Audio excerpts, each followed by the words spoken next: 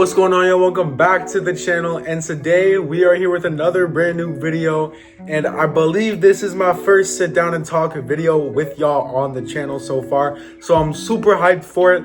And another reason I'm super hyped for it is because I went to the Blue Jays game on Sunday against the Cleveland Guardians, and we had an amazing time, and I want to break down the full experience for y'all. So if y'all are excited to go on this journey through this video with your boy, make sure you like and subscribe, and let's get right into it. All right, so I want to start off before we even got to the game. All right, before we even stepped foot out of the house, it was a Sunday, and I had to wake up at 6 a.m. You know how pissed I was to wake up at 6 a.m. on a Sunday? But it's okay, because we going to see the Blue Jays play baseball. So we bought the tickets like 2 months ago, and at the time, we're not from Toronto. So at the time, we did not realize that there was a marathon going on in Toronto on the exact same day as the baseball game. It usually takes us like an hour 45 or 2 hours to get to Toronto.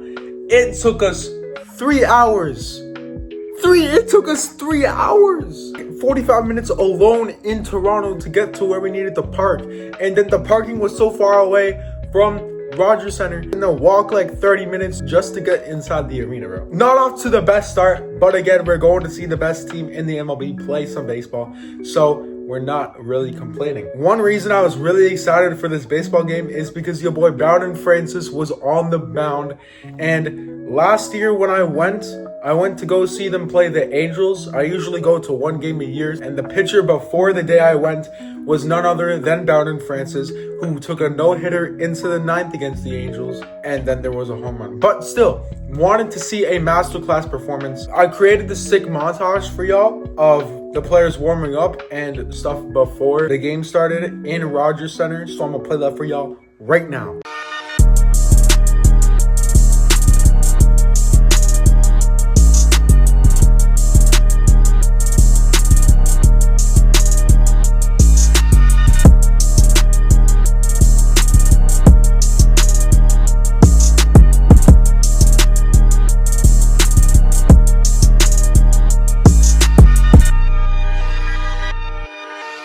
Was that not the best montage you have ever seen in your entire life, ladies and gentlemen? I know it was. You don't even have to answer that question. Thank you very much. I got a foot-long hot dog. It was absolute gas. This is the best hot dog. Y'all gonna think I'm weird, but I don't put nothing on my hot dog.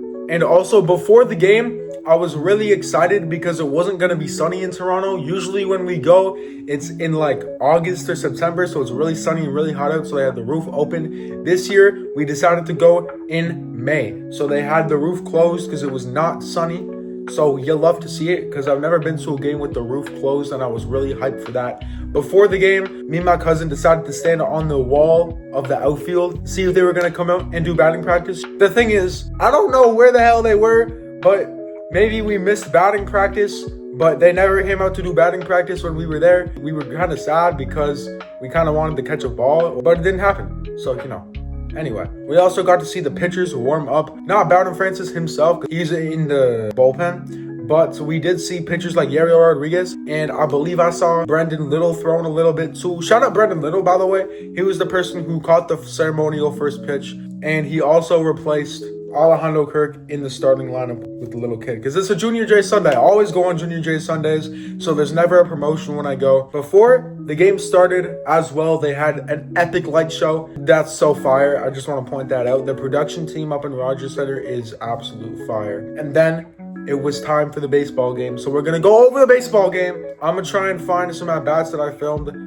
I don't think I filmed any, but I think my cousin filmed some in the ninth, so I might put those in there for you. But when I'm talking about the game, I'm gonna just be using clips from YouTube before now. So let's get into the baseball game. You feel what I'm saying? Here we go. Bowden Francis through the first inning, absolutely dealing the shit out of the Cleveland Guardians. And then it's time for us to bat, ladies and gentlemen. I usually film some at-bats, but this time I wanted to just sink in the moment, and I didn't film any of the at-bats, unfortunately, but I'm gonna show y'all the clip. Bo Bichette gets a leadoff freaking double. Then we got Vladimir Guerrero Jr., my favorite player, at the plate, and we got this situation. All right, Vladdy rips a ball to right field, but unfortunately it's hit right at the right fielder. So Bo Bichette cannot score from third. After Vladdy gets on, it's runners at the corners. Mind you, nobody is out. Anthony Santander at the plate. And this is something I don't really understand. I'm going to show y'all the clip right now. So Santander grounds the ball to first base, right? Vladimir Guerrero Jr., in this case, it's on the ground. He shouldn't be running to second. He shouldn't stop no matter what. And Bo Bichette might have a chance to go home. But instead, and then for some reason, Vladdy looks back, stops running, so then they throw to second because they realize he stopped running, but if he just kept running, he would have been safe. But since Bo Bichette thought they had Guerrero in a rundown, he tried to steal home and gets thrown out. Vladdy does end up at second, but we go from runners on the corners, nobody out, to no runs scored, 2 outs, a runner on second, which is something the Blue Jays need to lock in on. They need to get runners on base home to score some runs. Next batter gets out, end the inning with no runs. You hate to see it. Now we're in the third. Bowden Francis in kind of a situation, all right? We got 2 runners on the corners, only 1 out. Let's see if he can get out of it. Steven Kwan is like, Steven Kwan can hit the baseball. I literally, he went like, I think he hit over 500 in the series against the Blue Jays. You already know Bowden Francis was going to have a hard time with him because Bowden Francis is a contact pitcher and Steven Kwan can hit pitches in the strike zone. But this time, Bowden Francis gets the ground ball. Andres Gimenez turns to throw to second. That's 1 out. Bo Bichette goes to first, but Steven Kwan just beats it out. So the run scores, 2 out, runner on first, 1-0 Cleveland. But at this time, I wasn't tripping because it's still the third inning. And the only reason we didn't get the out is because Steven Kwan is like really super insanely fast. So we end the inning with only that 1 run given up. Andres Gimenez on first base, 1 out in the bottom of the third. And Bo Bichette hits a high deep ball to left center field. Steven Kwan makes a hell of a catch, does it on the defensive end as well. 2 outs, Gimenez has to go back. That could have easily been a double in the gap. Andres Gimenez easily could have scored from first if he did not catch that ball. Vladimir Guerrero Jr. gets on base. Runners first and second and 2 out for Anthony Santander. And then Anthony Santander, he takes a walk. The bases are now loaded for who other than George Springer, who's been going absolutely off this season, all right? George Springer, and he flies out. George Springer flew with the bases loaded and 2 outs. Anywho, if y'all remember in the second game of the series, the game before this, Yimi Garcia running on fumes. Our manager is really stupid, so he put him in the game. And Daniel Schieneman, I totally said that wrong. He hit a grand slam in the top of the 9th when we were 1 strike away from winning, and we lost the game. He comes up in the top of the 4th against Bowden Francis. He brings in an RBI with a double. It's 2-0 Guardians. Arias, he gets a base hit. Guardians score 3 in the 4th inning, and it's now 4-0. So you hate to see it. But now it's time for us in the bottom of the 4th, all right? We have 2 runners on to start the inning. Lord knows we're probably not going to get any runs, but Nathan Lucas says that he gives us 1 run on a double, and it's 4-1. Runners on second and third, only 1 out in the bottom of the 4th. Andres Gimenez is at the plate. Andres Gimenez delivers at the plate. He sends a base hit up the middle. The Blue Jays scored 3 in the 4th, 2 off the Andres Gimenez RBI single, and it's 4-3 going into the 5th inning. Top of the 8th, runner on first, 1 out. Yariel Rodriguez in the ballgame. Gets a ground ball to first from Bo Naylor. Vladdy for Gold Glove. He pulls the insane double play. Bottom of the 8th. We get the first 2 runners on for like the 6th inning of the game. And Ernie Clement sacrifice bunts. You'll love to see it from the boy Ernie Clement, bro. So now we have runners on second and third with 1 out in the bottom of the 8th inning. So now we got Miles Straw at the plate. Let's see what happens. He flies out. It's too shallow for there to be a tag up from George Springer. So now there's 2 outs with 2 runners on. Last hope to score some runs in the inning is Nathan Lucas. Let's see if he can deliver. The answer is he cannot deliver. Pops up to the pitcher, and it's still 4-3 when we had 2 runners on and nobody out. Now in the 9th inning, Brendan Little into the ball game. cannot find the strike zone if his life depended on it. Don't know what he was doing. We had 2 outs with 2 runners on.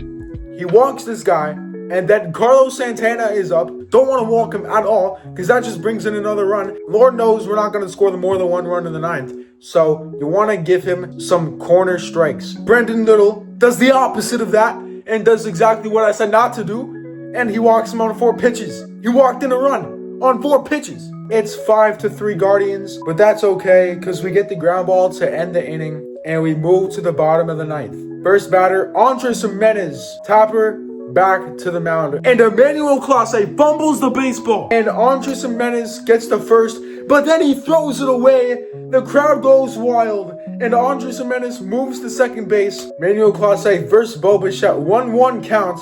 And Bo Bichette gets a base hit to right field, but hit right at the right fielder once again. So Andres Gimenez is held at third. And with our luck, we're not going to score because we can't get runners in. That was a chance, but I agree with the third base coach right there.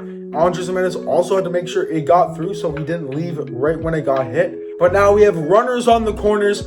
Nobody out in the bottom of the 9th. We're the comeback kids, so we're looking to make another comeback. And what better man to have at the plate than Vladimir Guerrero Jr. Let's see what Big Vladdy can do in this situation. He hits a absolute laser to right field, but hit right at the right fielder. Andres Gimenez does tag up and makes it 5-4. But now with a runner on first and not in scoring position with 1 out, I kind of lost all faith in this team, even though it is a 1-run game with a runner on base. Now, later in the inning, Bo Bichette moves to third. There is 2 outs. George Springer at the plate. Let's see. All we need is a base hit, a single. That's all we need. We're headed to extra innings.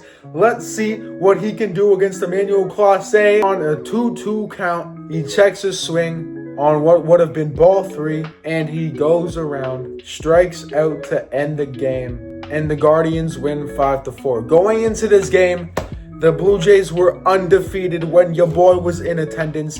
Don't know what the record is. Just know that they had no losses. But now they have 1 loss with me in attendance. Even though they lost, those still had a hell of a fun time. So shout out to the Blue Jays. And if you guys enjoyed this video, make sure to like and subscribe. But with that being said, it's been me, your boy Brandon. I break down the Blue Jays, and I'll see you next time. Peace.